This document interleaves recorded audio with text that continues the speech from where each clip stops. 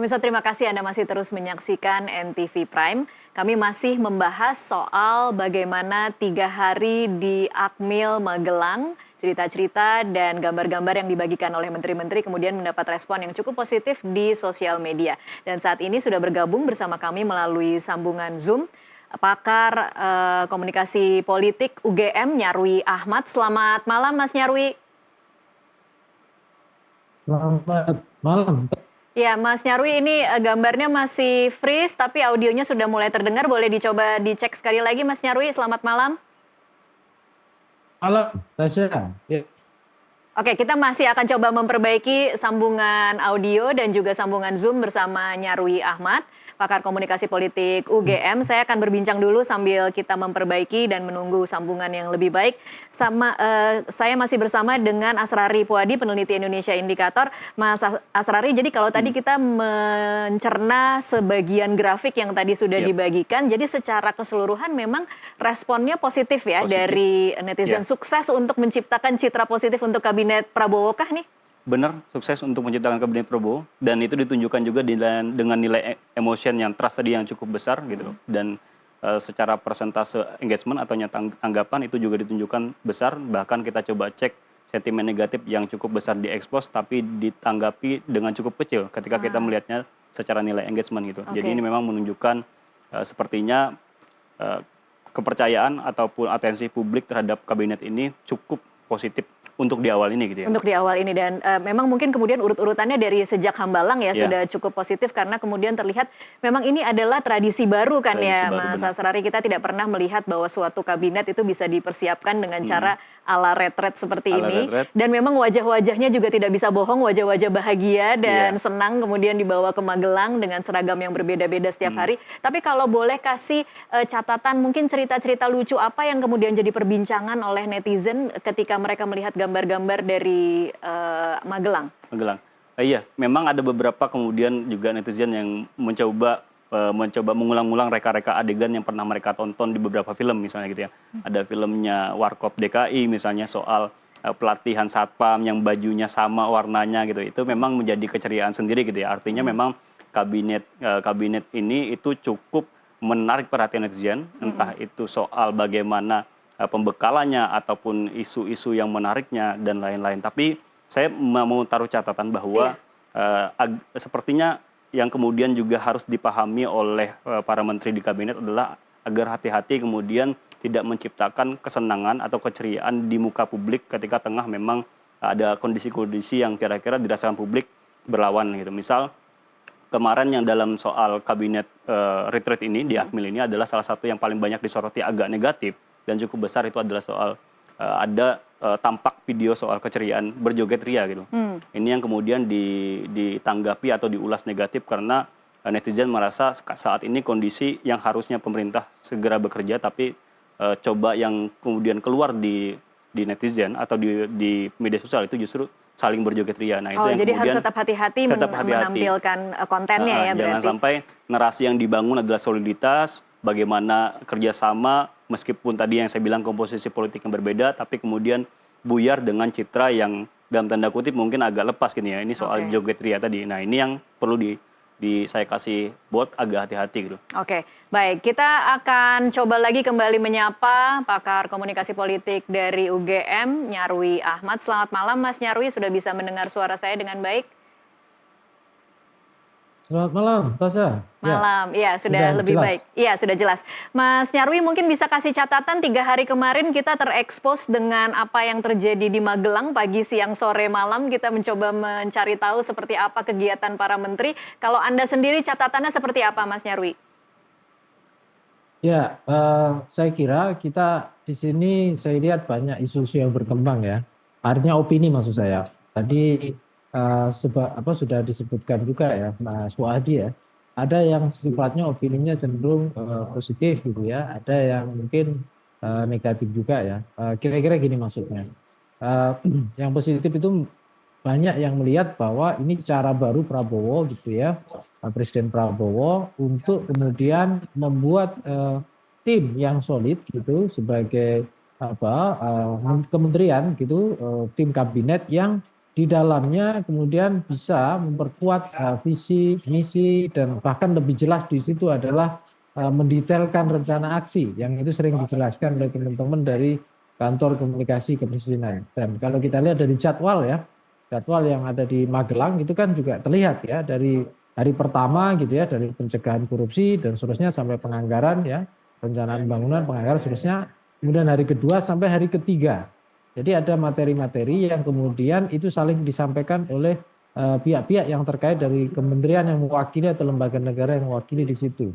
Artinya di situ kan cukup serius ya mereview dan merancang kembali mempersiapkan supaya kabinet ini memang siap bekerja. Ya, kabinet ini walaupun mereka banyak yang berpengalaman di kementerian sebelumnya, tetapi menyesuaikan dengan visi misi Pak Prabowo itu tentu arah dan orientasinya saya kira sudah lain ya, artinya benar-benar ditujukan untuk mencapai target yang dimaksudkan Pak Prabowo.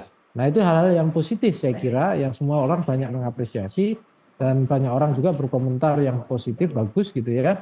Para menteri ini mau 3 hari retreat gitu, itu di tenda walaupun kemudian juga muncul kritik. Nah ini tendanya beda lagi nih, kalau tendanya orang Akmil itu kan atau Komcat tentu beda dengan menteri kan gitu, tendanya fasilitasnya beda. Nah hal seperti ini juga muncul ya. Kemudian kalau kita lihat juga banyak ya kritik-kritik masyarakat terkait militerisme ya, artinya ini kenapa milihnya Magelang, Akmil gitu, sudah dijelaskan Pak Prabowo alasannya ya, tentang aura Magelang gitu ya, semangat patriotisme dan lain-lain gitu ya.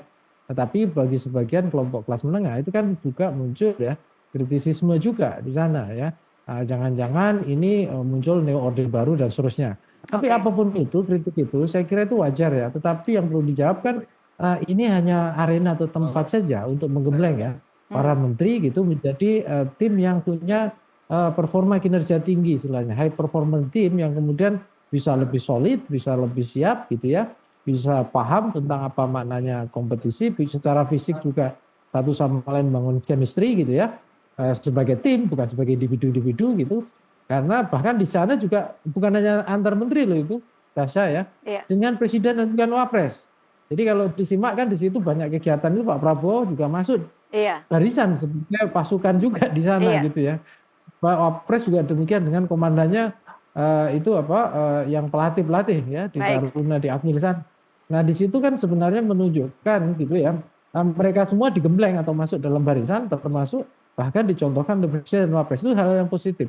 Tapi memang gitu ya, tadi dari kritik-kritik juga muncul ya tentang kemudian ini kok mindset militerisme terlalu dominan, gitu, warna militeristiknya dominan.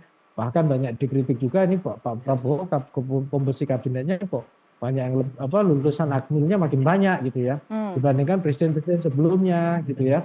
Bahkan simbolisasi warna loreng-loreng ini kok sipil kenapa ikut loreng-loreng gitu. Walaupun loreng yang dimaksudkan di situ kalau kita cek ya, itu kan seragam Komcat ya, komandan cadangan, bukan di struktur kemiliteran aktif ya dari berbagai divisi atau unit gitu loh, batalion misalnya begitu enggak.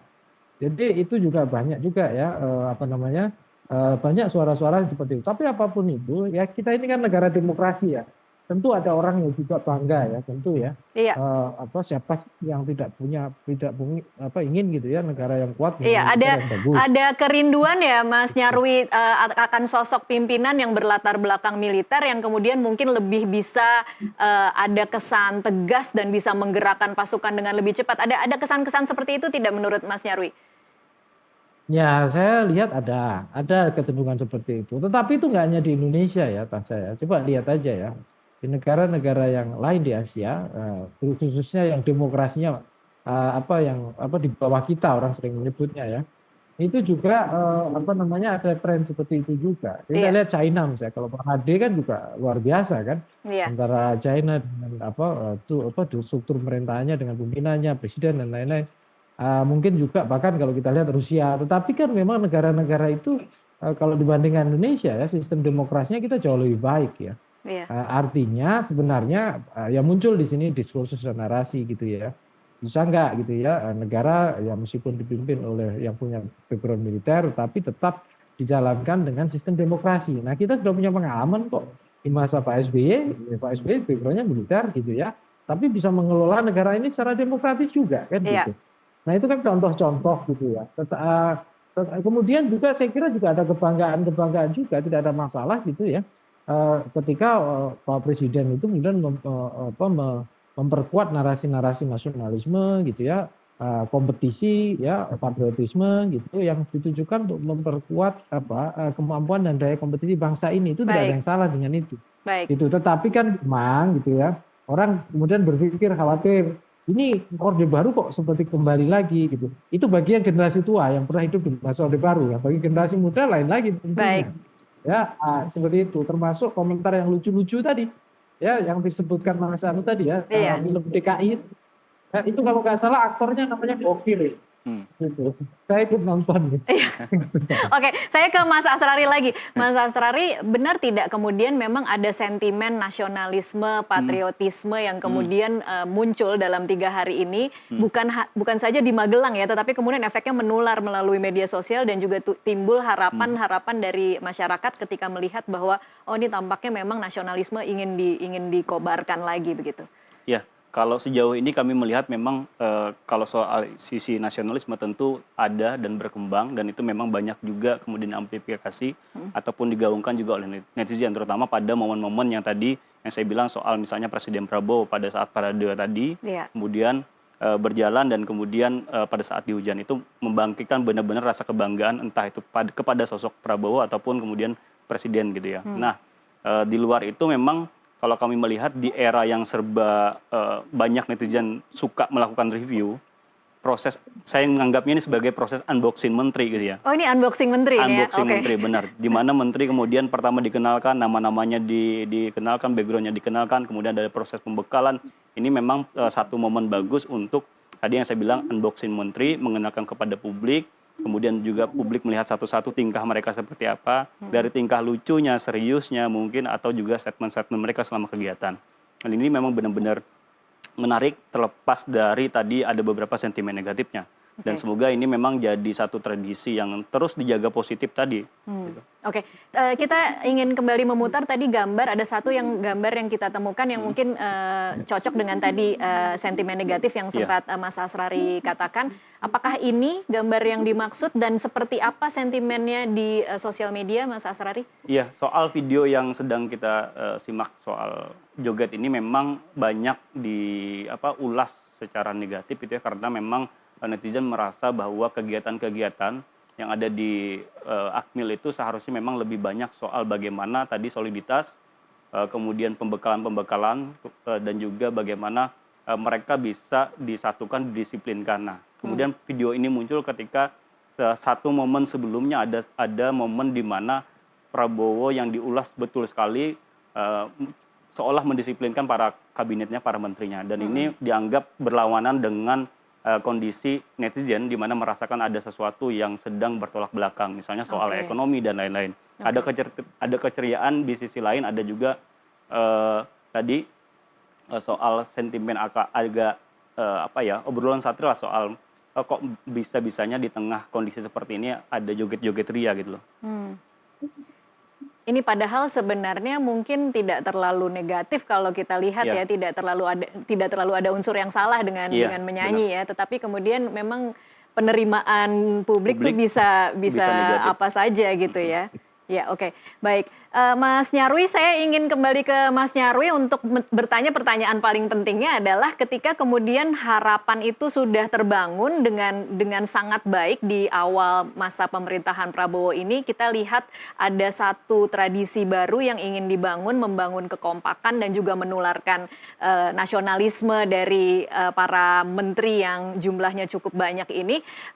Apakah kemudian ini nanti akan berpengaruh besar, kecil, signifikan atau tidak terhadap kinerja menteri-menteri di beberapa hari ke depan, karena memang ada statement dari Prabowo mengatakan hari Senin sudah harus mulai ngegas ini kerjanya?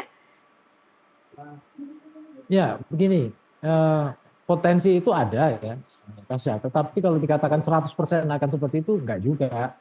Beda saya kira tradisi, masing-masing tradisi individual dari para menteri itu, terus yang kedua background pengalaman keorganisasian juga, termasuk background karir ya. bahkan mungkin background profesi ya, kalau pebisnis ya berbeda dengan politisi murni dan lain-lain misalnya, atau profesional dan lain-lain. Dan yang ketiga juga beda dengan background dari nature kementerian yang ditangani juga, saya kira juga itu. Nah, dalam konteks ini saya kira begini ya, apa yang dilakukan di Magelang itu kan tidak hanya mengkombinasikan bicara soal sharing ide, keakraban chemistry, ya, bicara rutinitas, mendisiplinkan gitu ya, Iya. minimal 3 hari itu, tetapi juga bicara soal katakanlah penyamaan dan memperkuat karakter, ya, baik karakter individual maupun karakter sebagai tim. Nah, balik lagi pada mindset dan mentalitas. Nah, kalau hanya dengan 3 hari mampu nggak merubah culture, budaya, mindset gitu ya.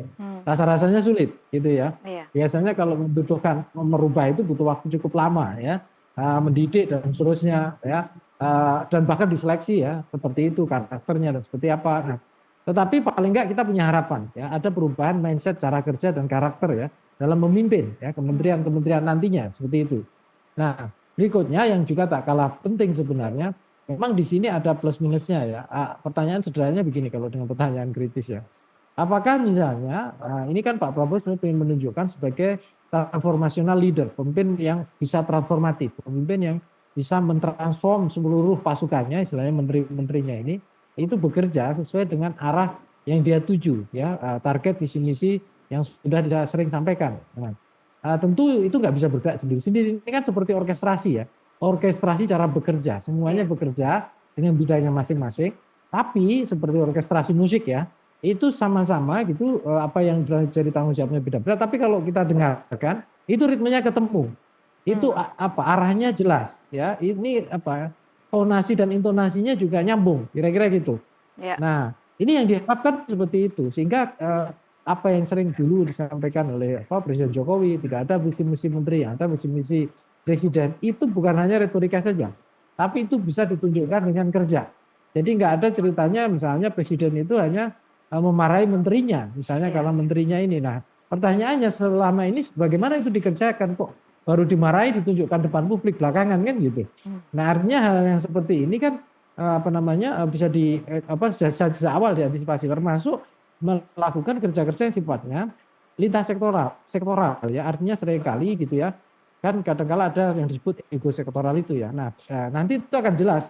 Kemarin ada yang mengulas misalnya contoh, kalau pemberantasan kemiskinan, siapa sih sebenarnya menteri atau kementerian yang paling bertanggung jawab? Nah, di sana dia leadernya, ya. Terlepas bahwa ada yang punya posisi lebih, tetapi siapa yang jadi leader dan di situ, misalnya pembangunan kesehatan, ya tentu menteri kesehatan di sana yang paling dan pembangunan sumber daya manusia misalnya seperti itu. Baik. Kalau bicara pendidikan, tapi kementerian lain juga terkait yang saling mendukung. Nah kemudian saya kira sebenarnya ini kan simbolik ya. Para menteri mestinya juga menurut saya menyadari bahwa ini proses simbolik yang kemudian waktunya sangat singkat. Iya. Yang terpenting lagi itu adalah mentransformasikan di masing-masing struktur birokrasi dan kementeriannya. Tetapi masing-masing kementerian, baik. Ya, tidak kemudian diterjemahkan bahwa semua pejabat itu kemudian harus mengikuti wamil, gaya-gaya wajib militer, disuruh 3 hari wajib dan itu semua eselon. Ya itu kalau formalitas saja nanti terpaksa saja gitu loh. Iya. Bukan itu tujuannya, itu simbolik. Yang lebih tujuan tadi itu adalah dibalik itu ada mimpi besar tadi. Baik. Bahwa ini menjadi super tim yang bisa bekerja dengan satu target yang sama, kira-kira gitu. Oke, baik.